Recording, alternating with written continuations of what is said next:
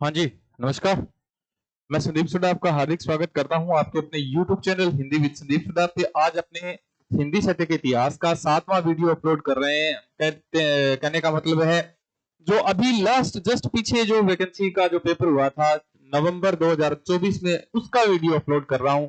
और जो 7 वीडियो मैंने इतिहास से संबंधित बना रखे हैं, जो भी नए साथी इस वीडियो को देख रहे हैं उनको बता दें कि अपने हिंदी साहित्य के इतिहास की एक सीरीज शुरू की है जिसमें 7वां वीडियो अपलोड कर रहा हूं। उसमें अपने 2013 से लेकर 2024 तक के जितने भी एग्जाम हुए उन सब एग्जाम में जो हिंदी साहित्य के इतिहास से संबंधित प्रश्न पूछे गए थे, तो प्रत्येक पेपर लेके उसमें 45 से जो 55 प्रश्न पूछे गए थे उन प्रश्नों का अपने पूरा विश्लेषण करते हैं। और जो भी नए साथी जुड़ रहे हैं उनको एक बात और भी बता दूं कि अपने जो ये जो सीरीज है वो सीरीज का एक प्लेलिस्ट बनाया हुआ है यूट्यूब पे, तो अपने सभी के सभी बच्चे जो भी नए जुड़ रहे हैं वो सभी के सभी साथी बाद में भी इस वीडियो को देख सकते हैं।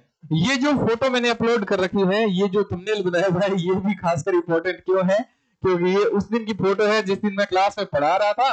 और पढ़ाने के दौरान ही क्या है कि उसी दिन मेरा चयन हुआ था असिस्टेंट प्रोफेसर में, उसी दिन रिजल्ट आया था मेरा। तो कोचिंग में जाते ही और पहले पहले बच्चों के साथ में मिठाई खाई थी। ये देखो बच्चों के साथ में बीच में बैठ के ये मिठाई खाई थी, तो मिठाई खाने का जो ये फोटो लिया गया था। तो आज मैं थंबनेल बना रहा था, थंबनेल बनाते समय ये फोटो बीच में आ गई, तो मैंने सोचा क्यों ना फोटो को ही बीच में अपलोड कर दिया जाए ताकि ये भी याद रहे, क्योंकि इससे मेरे को एक प्रकार से कह सकते हैं खुशी होती है। आपको भी उस दिन बहुत खुशी होगी जिस दिन आपका चयन होगा, उस दिन आपको कह सकते हैं ऑटोमेटिक हंसी आएगी। हंसी अंदर से निकलेगी, हंसोगे नहीं, अंदर से हंसी निकलेगी। हाँ जी, चलो कोई बात नहीं, बाद में कभी बातें करेंगे ये, क्योंकि लास्ट वीडियो है। तो लास्ट वीडियो में मैंने थोड़ा सा क्या है कि आपको मोटिवेट करने के लिए भी नहीं, कि अपनी अंदर की खुशी व्यक्त करने के लिए बताई है ये बात। ये सभी ये जो फोटोज है, ये फोटो मैंने उस समय इस वजह से उसमें खींची हुई फोटो है। इसमें सारे बच्चे जो खड़े हैं, ये देखो ये लड़कियां बैठी है, ये स्कूल में कहता सेकंड ग्रेड थर्ड ग्रेड, ये सेकंड ग्रेड वाली फर्स्ट ग्रेड वाली लड़कियां हैं, ये सारे लड़के हैं। ये देखो ये सुमित खड़ा है, ये संतलाल इधर, ये जो सैनी है वो इधर सैनी, ये देखो ये कचोरी चेप रहा है, इधर से फोटो बन रही है, इधर से सैनी है, ये कचोरी चेप रहा है। बहुत सारे बच्चे बैठे हैं, सब बैठे हैं बच्चे, और सब कचोरियां चेप रहे थे, कचोरियां मिठाइयां खा रहे थे। उस दिन मिठाइयों का जिक्र हो, मिठाइयों का भाई पता ही है, भाई सिलेक्शन होता तो होता ही है भाई। देखो बहुत खुशी होती है जिस दिन मैं उस दिन को याद करता हूँ, जब भी मैं उस दिन को याद करता हूँ बड़ी खुशी होती है। ये पढ़ाई संसार अपने ऑनलाइन ऐप है, इस ऑनलाइन ऐप को डाउनलोड करके भी आप वीडियो कंटेंट प्राप्त कर सकते हैं। इस कंटेंट में आप असिस्टेंट प्रोफेसर से लेके स्कूल लेक्चरर से लेके सेकंड ग्रेड से लेके, ठीक है, सेकंड ग्रेड से लेके थर्ड ग्रेड, इसमें राजस्थान एसआई के भी है, इसमें फोर्थ ग्रेड के भी है, इसमें वीडियो पटवारी उसके भी कंटेंट आपको मिल जाएंगे। हिंदी से संबंधित जितने भी कंटेंट है ना, हिंदी से संबंधित जितने भी कंटेंट है वो आपको इस वीडियो में मिल जाएंगे। चलो अपनी क्लास शुरू करते हैं। ये जो क्लास है, ये जो पेपर है, ये पेपर बना रहा हूं, ये जो पेपर है, ये पेपर है 18 नवंबर 2024 को पेपर हुआ था, वो वाला है। 18 नवंबर 2024 को जो पेपर हुआ था ना, अभी जस्ट 6 महीने पहले जो पेपर हुआ था, उस पेपर का वीडियो मैं आपके समक्ष भिजवा रहा हूं, ठीक है। हाँ जी, अपने इसमें जो प्रश्न है वो है 33 नंबर प्रश्न से शुरू होते हैं। 33वां जो प्रश्न है वो 33वां प्रश्न ये है कि रामचंद्र शुक्ल ने अपने काल विभाजन में वीरगाथा काल का प्रारंभिक समय क्या माना था। वीरगाथा काल का प्रारंभिक समय क्या माना था, जस्ट इससे पहले जो पेपर हुआ था 2022 का, ठीक है, संस्कृत शिक्षा विभाग का जो पेपर हुआ था उसमें यही तो प्रश्न पूछा गया था। यही तो प्रश्न पूछा गया था कि काल विभाजन की प्रारंभिक समय सीमा क्या मानी थी, 993 ईस्वी मानी थी। 993 तो ईस्वी मानी थी। अगर विक्रमी संवत पूछा जाए तो प्लस 57 हो जाएगा, तो कितना हो जाएगा, 1050 हो जाएगा। कितना हो जाएगा, 1050 हो जाएगा। ईस्वी सन कितना हो जाएगा, तो 993 हो जाएगा, ठीक है ना। तो उत्तर क्या हो जाएगा इसमें, उत्तर नंबर 3 हो जाएगा। हाँ जी, आगे है हिंदी साहित्य के इतिहास लेखन की परंपरा में निम्नलिखित में से कौन सा ग्रंथ है कालक्रम की दृष्टि से सबसे पहले लिखा जाएगा। देखो कालक्रम की दृष्टि से सबसे पहले जो ग्रंथ लिखा जाएगा वो लिखा जाएगा the modern vernacular literature of northern Hindustan, ठीक है, 1883। उसके बाद में 1883 में शिव सिंह सेंगर का, 1888 में the modern vernacular literature of northern Hindustan का। उसके बाद में 1913 और 34 में विश्व बंधु विनोद आ जाता है। उसके बाद में हिंदी साहित्य की भूमिका 40 वाला आ जाता है। हिंदी साहित्य का वैज्ञानिक इतिहास राम कुमार वर्मा आ जाता है। उसके बाद में आते राम कुमार वर्मा, तो ठीक है ना, श्री राम कुमार वर्मा हिंदी साहित्य का आलोचनात्मक इतिहास, ये तो पहले लिखते हैं हिंदी साहित्य की भूमिका, ये वाले बाद में आती है। पहले ग्रंथ कौन सा आ जाएगा? तो पहले ग्रंथ कौन सा आ जाएगा? Modern vernacular literature of northern Hindustan. किसके द्वारा लिखा गया था? The modern vernacular literature of northern Hindustan, George Grayson के द्वारा लिखा गया। प्रथम काल विभाजन एवं नामकरण हुआ था उसमें। अगला जो प्रश्न है, आज के जो प्रश्न है वो बहुत स्टैंडर्ड के प्रश्न है, रियल में बहुत स्टैंडर्ड के प्रश्न है। जो अंतिम वीडियो जरूर बना रहा हूं हिंदी साहित्य के इतिहास से संबंधित, स्कूल व्याख्या से संबंधित। ऐसा नहीं कि मैं वीडियो नहीं बनाऊंगा, आपको इतिहास की वीडियो है वो स्कूल व्याख्या से संबंधित 7 प्रश्न थे, 7 पेपर थे, 7 प्रश्नों के, 7 पेपरों के जितने भी प्रश्न है वो सारे अपने सोल्व आज लगभग कर लेंगे। हिंदी साहित्य का अतीत किसने लिखा था? तो हिंदी साहित्य का अतीत विश्वनाथ प्रसाद मिश्र ने लिखा था। अगर आ जाए हिंदी साहित्य का सरल इतिहास किसने लिखा था? तो विश्वनाथ त्रिपाठी ने। हिंदी साहित्य का अतीत विश्वनाथ मिश्र, ठीक है, विश्वनाथ प्रसाद मिश्र, हिंदी साहित्य का अतीत। हाँ जी। अगला है, रचना और रचना काल की दृष्टि से सुमेलित नहीं है। हिंदी साहित्य उद्भव एवं विकास, हजारी प्रसाद द्विवेदी, बिल्कुल सही है। हिंदी साहित्य और संवेदना का विकास, ये पिछले पेपर में ही रिपीट हुआ है ये प्रश्न, ये भी रिपीट हुआ है भी प्रश्न। हाँ जी। हिंदी साहित्य का दूसरा इतिहास नामवर सिंह, ये भी रिपीट हुआ है भाई, ये रिपीट हुआ है। हिंदी साहित्य का वैज्ञानिक इतिहास नंदुलारे वाजपेयी ने। हिंदी साहित्य का वैज्ञानिक इतिहास तो गणपति चंद्र गुप्त ने लिखा था। किसने लिखा था? गणपति चंद्र गुप्त ने लिखा था। किसने लिखा था? गणपति चंद्र गुप्त ने लिखा था। ठीक है, तो 4 नंबर ऑप्शन है इसका गलत हो जाएगा। आज की जो प्रश्न है वो बहुत स्टैंडर्ड के प्रश्न है, अभी स्टैंडर्ड के प्रश्न है। पेपर सोल्व करोगे ना तो आपको रियल में मजा आएगा। ये देखो, हर पेपर में रिपीट, मैं लिख देता हूं आपको, लिख देता हूं ताकि आपको मिलेगा हर एक पेपर बढ़िया बढ़िया। देखो, हर पेपर में रिपीट है। राहुल संकृत्य ने हिंदी का प्रथम कवि किसे माना?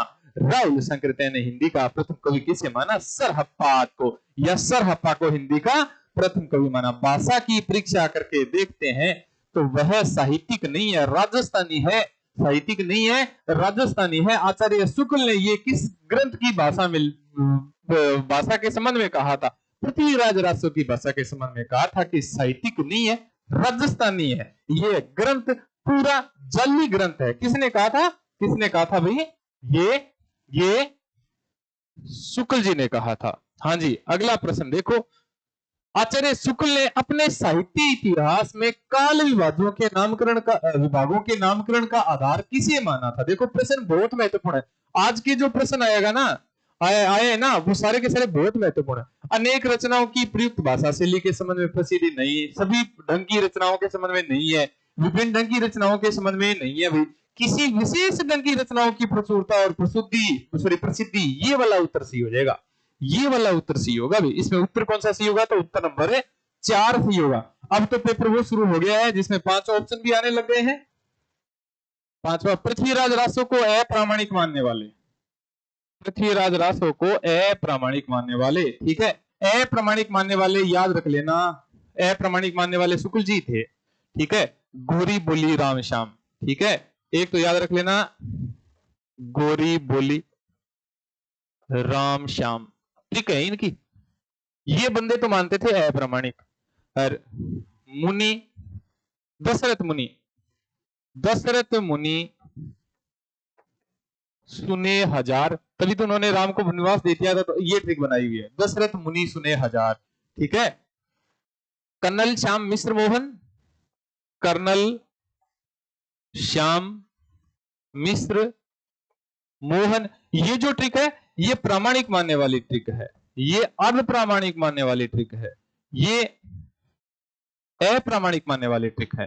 तो गोरी से गौरी शंकर हीराचंद्र ओझा, डॉक्टर भूलर, रामचंद्र शुक्ल, श्याम मलदास, और यहां एक श्याम और आते हैं, ठीक है, ये श्याम आते हैं, ये प्रामाणिक मानते हैं मतलब सुंदर है ये, और ये अप्रामाणिक मानते हैं मतलब मल मतलब गंदे है ये, ठीक है। तो आचार्य रामचंद्र शुक्ल, हजारी प्रसाद द्विवेदी अर्ध प्रामाणिक मानते हैं, श्याम सुंदर दास और कर्नल जेम्स टोड दोनों के दोनों इसको प्रामाणिक मानते हैं। क्या मानते हैं? प्रामाणिक मानते हैं। ट्रिक लिख लेना, पेपर में पक्की आएगी भी, पेपर में पक्की आएगी, ट्रिक को लिख लेना भी, ट्रिक को लिख लेना, पेपर में पक्की आएगी, पेपर में पक्की ट्रिक आएगी, ये लिख लेना, स्क्रीनशॉट ले लेना, इसका रजिस्टर में नोट कर लेना और देखना कि आपको ट्रिक आती है कि नहीं। मुनिजिन विजय ने जैन साहित्य की रास परंपरा का पहला ग्रंथ किसे माना? भरतेश्वर बाहुबली रास को माना था। किसको माना था? भरतेश्वरी बाहुबली रास को माना था। हाँ जी। अगला जो ये हो गया 41वां, ये हो गया 42वां। आजकल आध्यात्मिक रंग के चश्मे बड़े सस्ते हो गए, जिनको पढ़कर हर कोई राधा कृष्ण को बहाना बना के और गीत गा देते हैं। वैसे ही जैसे विद्यापति के इन पदों को भी, राग गीत गोविंद के इन पदों को भी आध्यात्मिक संकेत बता देते हैं, वैसे विद्यापति के इन पदों को किसने कहा था भी, किसने कहा था? बहुत प्रसिद्ध कथन है भी, नेट जियारत में पूछा जाता है, स्कूल व्याख्याता में पूछा जाता है, सेकंड ग्रेड में पूछा जाता है, असिस्टेंट प्रोफेसर में पूछा जाता है। कौन थे ऐसा कहने वाले? आचार्य रामचंद्र शुक्ल जी थे, और कौन हो सकते हैं? इसका उत्तर क्या हो जाएगा? इसका उत्तर आचार्य रामचंद्र शुक्ल जी थे। ठीक है, रामचंद्र जी शुक्ल थे। ठीक है, अगला अगला शुक्ल जी, हाँ जी। सिद्धों के क्रियापद किस क्षेत्र में गाए जाते थे? सिद्धों के क्रियापद लगभग किस क्षेत्र में गाए जाते थे? ये कब गाए जाते थे? ये याद कर लेना, धार्मिक अनुष्ठानों में गाए जाते थे। ये कब गाए जाते थे? ये धार्मिक अनुष्ठानों में गाए जाते थे। कब गाए जाते थे? ये धार्मिक अनुष्ठानों में गाए जाते थे। ठीक है, ये धार्मिक अनुष्ठानों में गाए जाते थे। सिद्ध साहित्य की प्रवृत्तियों की दृष्टि से असंगत है। पाखंड और आडंबर का विरोध किया था, ये तो किया था भाई। सहज जीवन पर बल था, बिल्कुल बल था भाई। सहज भोग मार्ग और महासुखवाद का खंडन करते हैं। अरे नहीं नहीं नहीं नहीं, ये तो समर्थन करते हैं। क्या करते हैं? ये तो समर्थन करते हैं। रहस्य भाव की इनमें प्रधानता थी। अगर कोई खंडन करता है, अगर ऐसे ऑप्शन में आ जाता ना खंडन, तो वो कौन करते हैं? खंडन तो नाथपंथी करते हैं। खंडन तो कौन करते हैं? नाथपंथी। तो इसका उत्तर कौन सा हो जाएगा? उत्तर नंबर 3 हो जाएगा भाई। ठीक है, उत्तर नंबर क्या हो जाएगा? 3 हो जाएगा। अगला जो देखते हैं, अगला प्रश्न है, आदिकालीन साहित्य के संबंध में असंगत कथन है। आदिकालीन साहित्य के संबंध में नाथ साहित्य में गुरु महिमा, इंद्रिय निग्रह, प्राण साधना और कुंडलिनी जागरण आदि का वर्णन मिलता है। बिल्कुल सही बात है। इस साहित्य में नीति और साधना मार्ग की व्यापकता मिलती है। बिल्कुल सही बात है। इसमें जीवन की अनुभूतियों का सघन चित्रण हुआ है। बिल्कुल सही बात है। राहुल सांकृत्यायन ने नाथ पंथ को सिद्धों की परंपरा से सर्वथा भिन्न माना। अरे अरे अरे अरे अरे अरे, सर्वथा भिन्न नहीं माना था। सिद्धों से ही परंपरा से निकाले हुए कौन है? नाथ है। एकमात्र विरोध कौन सा था? पंचमकार की साधना का। पंचमकार की साधना को सिद्ध अपनाते हैं, तो नाथ पंथी है वो उसका विरोध करते हैं। बाकी सारे के सारे वही है। मंजनकृत मधुबालती के संबंध में असंगत कथन छांटिए। देखो कितना महत्वपूर्ण प्रश्न है, अंदर से प्रश्न पूछा गया। 5 अर्धालियों या चौपाइयों के पश्चात एक दोहे का वर्णन मिलता है, कड़वक पद शैली। इसमें नायक नायिका है मनोहर, मधुबालती है, बिल्कुल है। ठीक है, ताराचंद और प्रेमा एक अलग और है, नायक नायिका। सहनायिका है, उपनायक उपनायिका भी है। ताराचंद प्रेमा कौन है भाई? ये ताराचंद और प्रेमा है।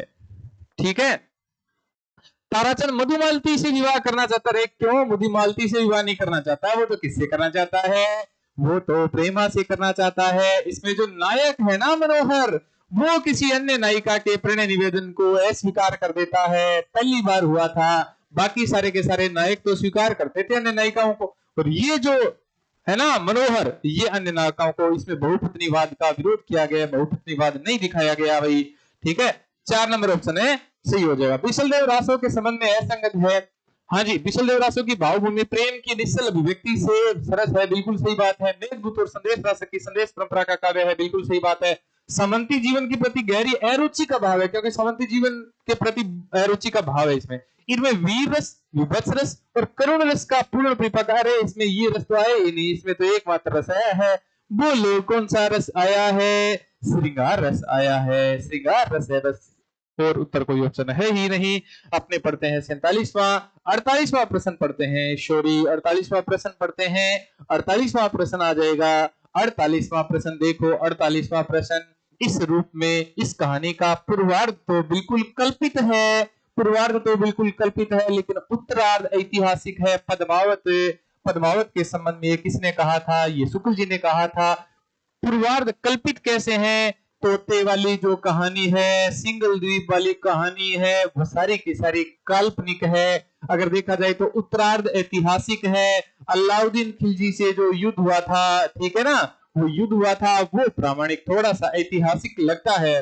रतन सिंह का अलाउद्दीन खिलजी से जो युद्ध हुआ था वो ऐतिहासिक लगता है, लेकिन पूर्व वाली धारणा तोते को देख के और सिंगल द्वीप चले जाना राणा रतन सिंह का, वो बिल्कुल ही कल्पना पर आधारित है। ये किसने कहा था? शुक्ल जी ने कहा था। वे शुक्ल जी ने कहा था। दादू दयाल की रचनाओं को अंगवधु शीर्षक कृति से किसने संकलित किया था?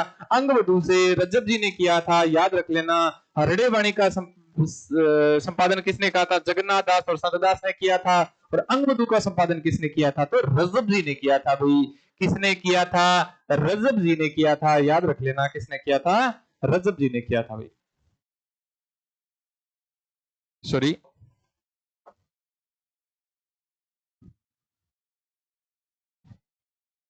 हाँ जी, आगे है। कौन सा सुमेलित नहीं है? मध्वाचार्य ब्रह्म संप्रदाय द्वैतवाद, बिल्कुल सही बात है।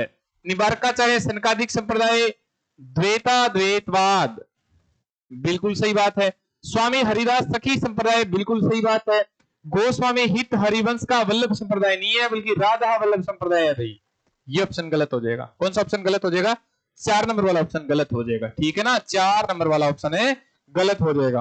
हाँ जी, दादू पंथ के मुख्य साधकों में नहीं थे, मलुकदास नहीं थे। मलुकदास तो यूपी के थे। सुंदरदास थे, जगजीवन दास थे, रजन जी थे।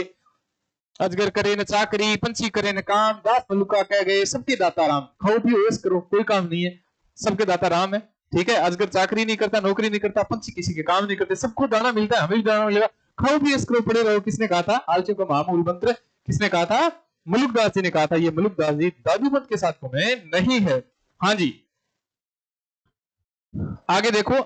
नंददास की रसमंजरी किस पर आधारित है? भानुदत्त की रसमंजरी पर आधारित है। किस पर आधारित है? भानुदत्त की रसमंजरी पर आधारित है। 52 में 2 नंबर उत्तर हो जाएगा। 53वां देखते हैं। मीरा के संबंध में असंगत कथन है। इनकी भक्ति मुख्यतः दैन्य भाव की थी और माधुर्य भाव की थी, बिल्कुल सही बात है। योगियों, संतों, वैष्णव भक्तों का सम्मिलित प्रभाव मिलता है, ये भी सही बात है। इनके आराध्य देव केवल सगुण साकार गोपी वल्लभ श्री कृष्ण। अरे रे रे, ये नहीं है, केवल सगुण नहीं है, निर्गुण का भी इसमें प्रभाव मिलता है, क्योंकि इनके गुरु का नाम संत रैदास जी है। तो ये ऑप्शन है गलत हो जाएगा। हाँ जी, इनके पदों में राजस्थानी, ब्रज, गुजराती आदि का मिश्रण मिलता है, बिल्कुल सही बात है। राजस्थान में रही थी, ब्रज प्रदेश में गई, उसके बाद में गुजरात में चली गई, द्वारका में चली गई, तो वहां इनके गुजराती में प्रभाव मिलता है, ब्रज का प्रभाव मिलता है, राजस्थानी का प्रभाव। राजस्थान में जन्म हुआ था, राजस्थान में रही थी, इसके कारण तीनों का प्रभाव मिलता है। तो कौन सा उत्तर गलत हो जाएगा? 3 नंबर वाला उत्तर गलत हो जाएगा। हाँ जी, आचार्य रामचंद्र शुक्ल के मतानुसार सूरसागर का सबसे मर्मस्पर्शी कौन सा है? भ्रमर गीत है। रिपीट हो रहा है तीसरी बार, 3rd बार रिपीट हो रहा है भाई। ये प्रश्न 3rd बार रिपीट हो रहा है। 54वां देखते हैं। 55वां प्रश्न। आगे के कभी रीजिए तो सुकविता ही नहीं तो राधा कनाई के सुमिरन को बहानो है। मतलब भिखारी दास जी ने ये पंक्ति क्यों कही थी ये भी बता दूं मैं आपको। ये भिखारी दास जी ने पंक्ति इस वजह से कही थी क्योंकि लोग वर्णन तो करते थे, राजा रानी का वर्णन तो करते थे, नायक नायिका का, लेकिन बहाना किसका लेते थे? भगवान कृष्ण का और राधा का वर्णन बहाना लेते थे। इस वजह से भिखारी दास ने कहा था कि आगे कभी रीझे तो कविता ही, अगर कोई रीझ गया तब तो ये कविता है, और नहीं रीझे तो बहाना लगा देते थे कि ये तो राधा का नहीं, कि सुमिरन को बहाना है, हम तो राधा और कृष्ण का सुमिरन कर रहे हैं। तो ऐसा कहने वाले, खरी खरी कहने वाले कौन थे? भिखारी दास थे। हर पेपर में इनका प्रश्न पूछा जाता है, मैं बोल रहा हूं, हर पेपर में भिखारी दास जी का प्रश्न पूछा जा रहा है। इतने महान भिखारी दास जी है, वो लोग छोड़ देते हैं, लोग पढ़ते नहीं। इनकी एक एक चीज पढ़ लेना, भिखारी दास और भाषा भूषण की एक एक चीज याद कर लेना भाई। अलंकार निरूपक ग्रंथ है। ऐसे प्रश्न पूछे जाएं तो आपसे प्रश्न पूछे जाए, ऐसे प्रश्न लेटेस्ट में पूछे गए हैं। ये अलंकार नाम है। ललित ललाम, ललित ललाम मतीराम की कौन सी रचना है? अलंकार ग्रंथ ही तो है, अलंकार ग्रंथ ही तो है। अगर भूल जाओ भाषा भूषण, भूषण, भूषण मतलब अलंकार के शिवराज भूषण, भूषण मतलब है अलंकार की रचना है। ऐसे याद कर लो इनको, ठीक है, पूछा जाएगा। इनका एक एक दोहा हिंदी साहित्य का एक एक रत्न है। किसने कहा था? ये रामचंद्र शुक्ल ने किसके बारे में कहा था? ये बिहारी सत्सी के बारे में कहा था। 713 दोहे थे, एक एक दोहा एक एक रत्न है, अर्थात प्रत्येक दोहे पर सोने की असर भी मिलती। तो पता ही आपको एक एक रत्न होगा ही, ठीक है। आज मेरे को इतनी खुशी क्यों मिल रही है पता है क्या? जब मैंने फोटो देख ली असिस्टेंट प्रोफेसर भर्ती वाले एग्जाम के, जिस दिन चयन हुआ था उस दिन टावरों के साथ खड़े हुए फोटो देख ली, अच्छा लगा। हाँ जी, आचार्य केशव ने कवि शिक्षा हेतु किस ग्रंथ की रचना की? ये जो राय प्रवीण को शिक्षा देने के लिए कवि प्रिया लिखा था। क्या लिखा था? कवि प्रिया लिखा था। हाँ जी, क्या लिखा था? कवि प्रिया लिखा था। 58 के बाद में पढ़ते अपने 59वां प्रश्न। हाँ जी, राम भक्ति शाखा से संबंधित शामिल नहीं है, राम भक्ति शाखा में शामिल नहीं है। स्वामी अग्रदास है, ठीक है, रामानंद जी है, ईश्वर दास है, स्वामी हरिदास सखी संप्रदाय, स्वामी हरिदास सखी संप्रदाय कृष्ण संप्रदाय से संबंधित है, कृष्ण भक्ति से संबंधित है। ठीक है, उत्तर नंबर 4 हो जाएगा। आगे बढ़ते हैं। गोस्वामी विठलनाथ ने, ये तो मैंने रील भी बनाई थी, पुष्टि मार्ग को जहाज जाता है, जाको कुछ लेना हो तो ले लो। विठलनाथ जी ने किसके बारे में कही थी? किसके बारे में कही थी? सूरदास जी के बारे में कही थी। सूरदास जी के बारे में कही थी। आगे बढ़ते हैं। तुलसीदास को बुद्ध के बाद भारत का सबसे बड़ा लोक नायक, थर्ड बार रिपीट हो रहा है ये प्रश्न, थर्ड बार रिपीट हो रहा है ये प्रश्न बच्चों। किसने कहा था? George Abraham Grierson, George A Grierson ने कहा था। ठीक है, भारत का लोक नायक वही हो सकता है, भारत का लोक नायक वही हो सकता है, वही हो सकता है जो समन्वय कर सके, जो समन्वय कर सके। और तुलसीदास में समन्वय की विराट चेष्टा थी, तुलसीदास में समन्वय की विराट चेष्टा थी, विराट चेष्टा थी। जैसे गाने वाले कौन है, जैसा कहने वाले हजारी प्रसाद द्विवेदी है भाई। कौन है? हजारी प्रसाद द्विवेदी है। याद कर लेना इसको, अच्छे तरीके से याद कर लेना। भारत का लोक नायक वही हो सकता है जो समन्वय कर सके, और तुलसीदास में समन्वय की विराट चेष्टा थी करने वाले हजारी प्रसाद। बुद्ध के बाद सबसे बड़ा लोक नायक किसने कहा था तुलसी को? तो किसने कहा था? जॉर्ज अब्राहम ग्रियर्सन ने कहा था। याद कर लेना, पेपर में पक्का आएगा भाई, पेपर में पक्का आएगा, याद कर लेना भाई, याद कर लेना। हाँ जी, हिंदी रीति का में प्रयुक्त रीति शब्द का अर्थ है सामाजिक विधि विधान आधारित रचना पद्धति, बिल्कुल नहीं है। नैतिक उपदेशात्मक, बिल्कुल नहीं। काव्य शास्त्रीय नियम आधारित विशिष्ट पद रचना रीति, बिल्कुल सही बात है, यही तो उत्तर होगा। ठीक है, यही तो उत्तर होगा। हाँ जी, अगला देखते हैं 62 के बाद में 63वां प्रश्न देखते हैं। आज के जो प्रश्न है वो रियल में बहुत अच्छे प्रश्न है, जिनकी व्याख्या करते समय बिल्कुल अच्छा लग रहा है कि ऐसे प्रश्न, स्टैंडर्ड के प्रश्न आते हैं, तो तैयारी करने वाले बच्चों के लिए बहुत अच्छी बात होती है। रीति काल में नायक नायिका भेद के ग्रंथ लिखने वाले रीति ग्रंथकार कवियों में प्रधानता किस ग्रंथ से प्रेरणा ली थी? इसमें भानुदत्त की रसमंजरी से, जयदेव की चंद्रालोक से। नायक नायिका से संबंधित अगर आ जाए ना, नायक नायिका संबंधित, तो नायक नायिका से संबंधित तो भानुदत्त की रसमंजरी से संबंधित ही होगा। इसमें 63 में कौन सा उत्तर होगा? तो 63 में 4 नंबर वाले उत्तर होगा। ठीक है ना, 63 में कौन सा उत्तर होगा? तो 63 में 4 नंबर वाले उत्तर। अगर नायक नायिका से संबंधित आ जाए ना तो 4 नंबर का ही उत्तर होगा। अभिधा उत्तम काव्य, थर्ड बार रिपीट। अभिधा उत्तम काव्य, मध्यम लक्षणा लीन, अदम व्यंजना रस विरस, उल्टी कहत प्रवीण कहने वाले कौन है? देव साहब है। कौन है? देव साहब। ये देवदास वाले देव साहब नहीं है, ये रीतिकाल वाले देव है। आल्यो, मैं रिपीट कर रहा हूं, रीति मुक्त काव्य धारा की विशेषता नहीं है भावात्मकता, वक्रता, निर्वैयक्तिकता, रहस्यात्मकता। भावात्मकता है, वक्रता है, रहस्यात्मकता, निर्वैयक्तिकता नहीं है। ये तो वैयक्तिक काव्य है, पर्सनल है। लोगन लागी कवित बनावत, मोही तो मेरे कवित बनावत। लोग अपने कवित बनाते हैं, मैं तो मेरे कवित बना रहा हूं, अर्थात पर्सनल बना रहा हूं। वैयक्तिक आ जाएगा इसका उत्तर। कौन सा हो जाएगा? वैयक्तिक। ठीक है ना, वैयक्तिक हो जाएगा। हाँ जी, भूषण की कविता कवि कीर्ति संबंधी एक अविचल सत्य का दृष्टांत है। जिस रचना को जनता का हृदय स्वीकार करेगा, उस कवि की कीर्ति तब तक बराबर बनी रहेगी जब तक कृति बनी रहेगी। कवि भूषण की कविता ही के संबंध में यह कथन कौन कह सकता है? अभी साहब कह सकते हैं। कौन कह सकते हैं? ये साहब कह सकते हैं। रामचंद्र शुक्ल उत्तर हो जाएगा भी, रामचंद्र शुक्ल उत्तर हो जाएगा। अगला जो देखते हैं अपने प्रश्न, वो स्टैंडर्ड के प्रश्न पूछे गए, रियल में स्टैंडर्ड के प्रश्न है। गणानंद के काव्य की विशेषता नहीं है, इनमें वर्ण्य विषय में पर्याप्त विविधता और विस्तार है। वर्ण्य विषय में पर्याप्त विविधता और विस्तार है। इनके काव्य में प्रेम की विषादमयी अनुभूति फारसी काव्य परंपरा के अनुकूल है। उनकी काव्य शैली का सर्वाधिक उल्लेखनीय गुण भाषा की लाक्षणिकता है। उनकी भाषा शैली मुहावरों की प्रचुरता मिलती है। इसमें एक नंबर पर उत्तर गलत हो जाएगा। वर्ण्य विषय में पर्याप्तता नहीं है, एक ही वर्ण्य विषय है, वो क्या है? वही प्रेम है। प्रेम में भी कौन सा प्रेम? तो कौन सा प्रेम? तो वियोग वाला जो प्रेम है वो। ठीक है, एक नंबर उत्तर गलत हो जाएगा इसका। आगे देखते हैं। हिंदी साहित्य के आधुनिक काल की पृष्ठभूमि और परिस्थितियों से संबंध में असंगत कथन है। देखो, भारतवर्ष है वो ब्रिटिश साम्राज्य का उपनिवेश बन गया। हाँ जी, 1857 की बात कर रहा हूं मैं। इसमें आर्थिक, शैक्षणिक और प्रशासनिक नीतियों में परिवर्तन हुए, बिल्कुल सही बात है ये।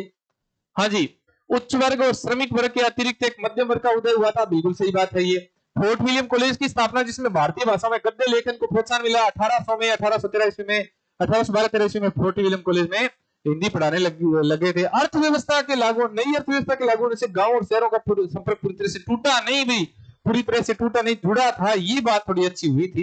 ये 4 नंबर वाला ऑप्शन है वो गलत हो जाएगा। ठीक है, 4 नंबर वाला ऑप्शन है गलत हो जाएगा। 68 में 4 नंबर वाला ऑप्शन। हाँ जी, आचार्य रामचंद्र शुक्ल ने किसकी भाषा को रामचंद्र शुक्ल ने किसकी भाषा को सबसे चटकीली मटकीली और मुहावरेदार भाषा बताया है? लल्लूलाल जी की भाषा को, सॉरी इंशाल्लाह खान जी की भाषा को। इंशाल्लाह भाषा बहुत चटकीली मटकीली, इंशाल्लाह भाषा बहुत चटकीली मटकीली मुहावरेदार है। किसने कहा था? शुक्ल जी ने कहा था। ठीक है, इंशाल्लाह खान। 69वां 17वां प्रश्न देखते हैं।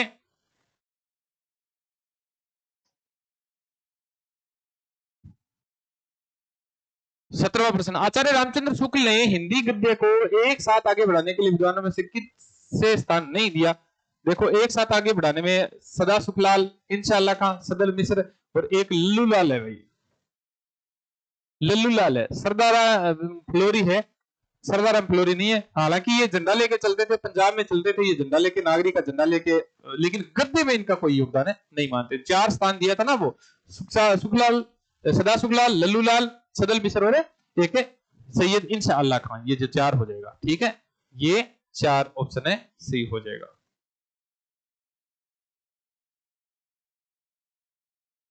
हाँ जी, अगला है, प्रसाद के नाटकों की विशेषता नहीं है, इनके माध्यम से भारतीय संस्कृति के तत्वों की अभिव्यक्ति हुई है। अगर प्रसाद के नाटकों से संबंधित कोई प्रश्न पूछा जाए ना, एक ही उत्तर कर देना, इनके नाटक मंच पर खेले नहीं जा सकते। ठीक है, गड़े मुर्दे उखाड़ने वाले, बस 2 ही बात याद कर लेना। ठीक है, इनके माध्यम से भारतीय संस्कृति के श्रेष्ठ तत्वों की अभिव्यक्ति हुई है, बिल्कुल सही बात है। राष्ट्रीय चेतना सर्वत्र दिखाई देती है, बिल्कुल सही बात है। काव्य तत्व पर्याप्त है, बिल्कुल सही बात है। अभिनय की दृष्टि से पूर्णतः सफल है, नाटक मंच पर नहीं खेले जाते। 4 नंबर ऑप्शन वाला गलत हो जाएगा। ठीक है ना, ऑप्शन नंबर 4 है वो गलत हो जाएगा। आगे पढ़ते हैं।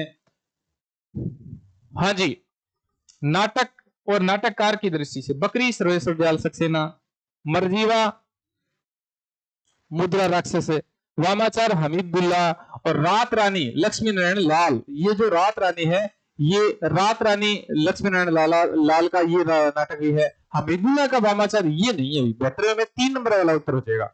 72 में 3 नंबर वाला उत्तर हो जाएगा। 72 में 3 नंबर वाला उत्तर, वामाचार हमीदुल्ला का नहीं है। हाँ जी, हिंदी नवजागरण के भारतेंदु युगीन साहित्यिक परिवेश पर पड़ने वाले प्रभाव, विषय चयन में व्यापकता और विविधता का प्रसार हुआ, प्रकृति का उद्दीपन रूप में चित्रण हुआ, भक्ति और नीति को प्रमुख वर्ण विषयों के रूप में ग्रहण किया गया। भक्ति और नीति को प्रमुख वर्ण विषय में कहा ग्रहण किया था? परिवेश, उन्होंने तो परिवर्तन की भावभूमि को मुख्य वर्ण विषय बनाया था। और प्रकृति के प्रति तो वो कह सकते हैं अलग थलग थे। भारतेंदु हरिश्चंद्र प्रकृतिवादी कवि माने नहीं जाते, तो ये ऑप्शन गलत हो जाएगा भी। ठीक है, भारतेंदु ने जातीय संगीत और लोकगीत की शैली पर सामाजिक कविताओं की रचना पर बल दिया। अंग्रेजी साहित्य के अध्ययन से राष्ट्रीय भावनाओं के विकास के लिए उचित वातावरण बन सका। तो ये 2 नंबर वाला ऑप्शन है वो गलत हो जाएगा। और एक बार थोड़ा क्षमा करना, टेक्निकल एरर की वजह से वीडियो है वो बीच में ही अपलोड कर मैं बंद कर रहा हूं। अगले वीडियो में मैं आपको जो 73 के जो बाद के जो प्रश्न है, 73 से बाद में लगभग ऐसे मानो 10 प्रश्न बचे हैं। 10 प्रश्न आगे की वीडियो जो भी मैं अपलोड करूंगा उस वीडियो में मैं आपको आपके समक्ष साझा करूंगा। ठीक है, टेक्निकल एरर की वजह से ये वीडियो यहीं पॉज कर रहा हूं। मिलते हैं अगले वीडियो में। अगला वीडियो आपके लिए बनाऊंगा, एक तो कविता क्या बनाऊंगा, उसके अंत में जो 7-10 प्रश्न है ना, वो 10 प्रश्न में ऐड कर दूंगा। ठीक है ना, धन्यवाद। मिलते हैं अगले वीडियो में। अपनी तैयारी जोरों शोरों से करते रहो। धन्यवाद भी।